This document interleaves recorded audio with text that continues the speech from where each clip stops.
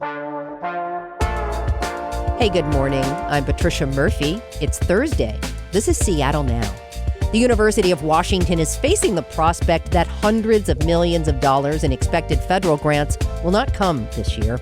Longstanding research dollars have become tenuous. American scientists are feeling undervalued. For some, a future abroad seems more stable and certain. We'll talk more about the potential for brain drain in a minute. But first, let's get you caught up.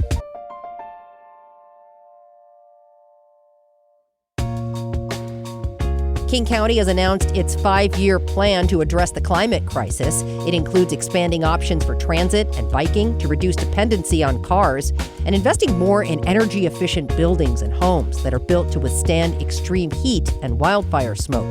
The county is required to put out a plan every 5 years. It now heads to the county council for review and approval. Washington Congresswoman Kim Schreier is leading the call to reinstate the fired members of a federal vaccine advisory panel. The Democrat, who's also a pediatrician, led 86 members of Congress in a letter sent to Health and Human Services Secretary Robert F. Kennedy Jr. The letter says Kennedy is endangering public health by dismissing all 17 members of the Advisory Committee on Immunization Practices. Kennedy removed them Monday, claiming the panel was plagued by conflicts of interest. And this Saturday at Husky Stadium, the University of Washington will hold its 150th commencement. UW is expecting more than 7,400 graduates to take the field for the ceremony. Outgoing UW President Anna-Marie Kause is the featured speaker. Husky Stadium doors open at noon. The ceremony starts at 1:30. Check back for more headlines on tonight's episode of Seattle Now. America's universities have been powerhouses of groundbreaking research. Now, institutions are worried about brain drain, or a loss of talented researchers who will find work in other countries with more popular support for science. In recent months, federal investment in university research has been a target of the Trump administration. As we mentioned in the headlines, just this week, U.S. Health and Human Services Secretary Robert F. Kennedy Jr. removed all 17 members of the CDC's Vaccine Advisory Committee, claiming the scientists and physicians had conflicts of interest. One of those members works at UW, Dr. Helen Chu. She told Health Journal Stat that the message is clear. Scientific expertise is no longer of use. KUOW's Stephen Howey explored how this message is resonating with UW researchers. He's KUOW's online editor and producer. Really appreciate you taking the time, Steve. Hey, great to be here, Trish. So let's start with some perspective. How much money does the University of Washington get a year to fund its research?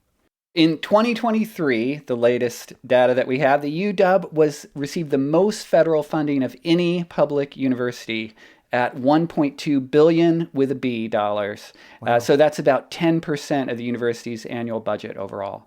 Okay, so pretty significant. And how much certainty does a university like UW, after all this time, have about funding it will get year to year? Help listeners understand how an institution like UW thinks about these dollars.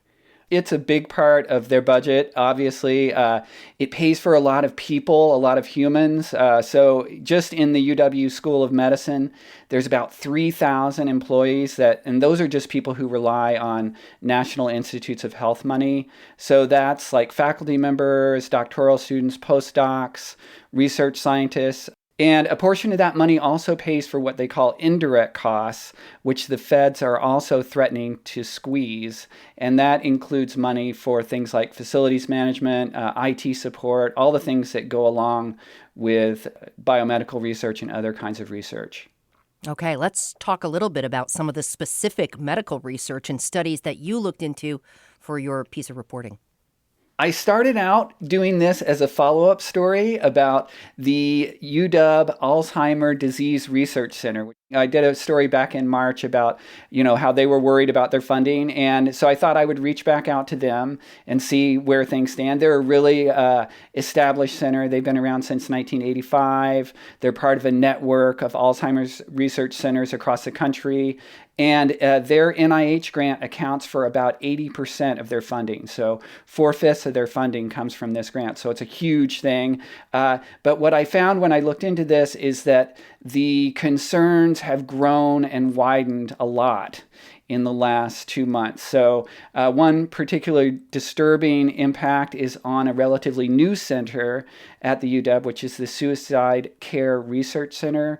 And they're doing a lot of research on the impact of outpatient services for young people who are at acute suicide risk. So these are teenagers, adolescents, young adults, and they're teaming up with children's in Seattle to look at how they can best serve those populations without having them go to emergency rooms.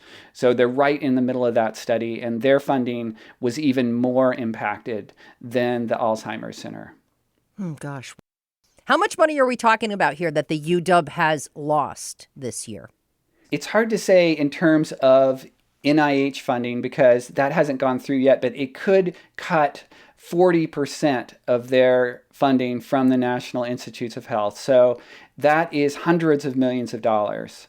You know, Howie, what's the likelihood that some of this funding gets restored? I'm just thinking to the Women's Health Initiative, which was one of the longest and largest health studies of women, which was initially canceled, and then the U.S. Department of Health and Human Services restored that funding. Yeah, I think there's some hope there. I don't think that all hope is lost, but it's a pretty desperate situation. Like, for example, the Suicide Care Research Center, they haven't had funding since February.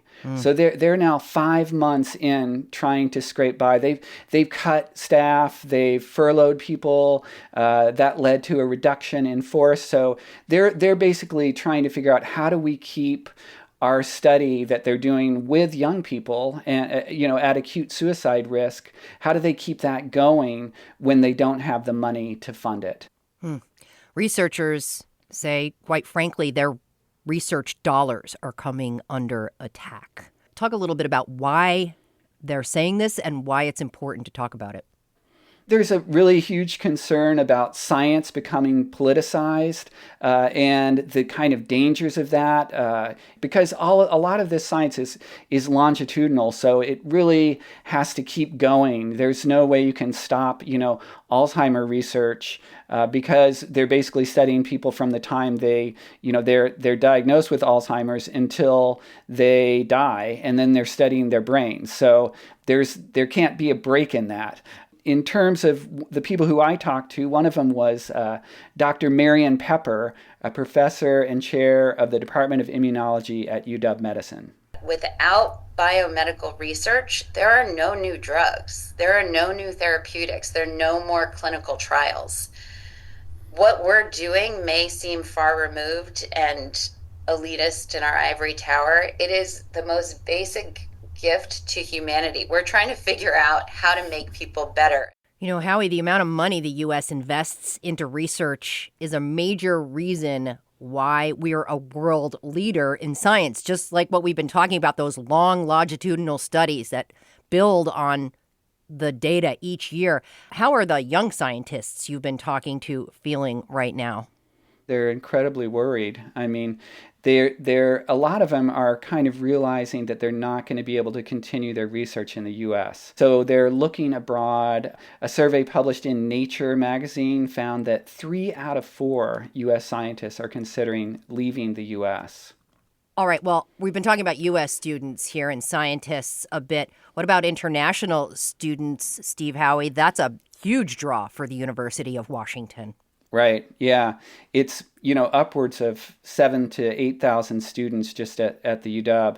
And as you can imagine, the concerns there are even more magnified by some of the immigration threats being put forward by the Trump administration about removing the status of students, international students in particular.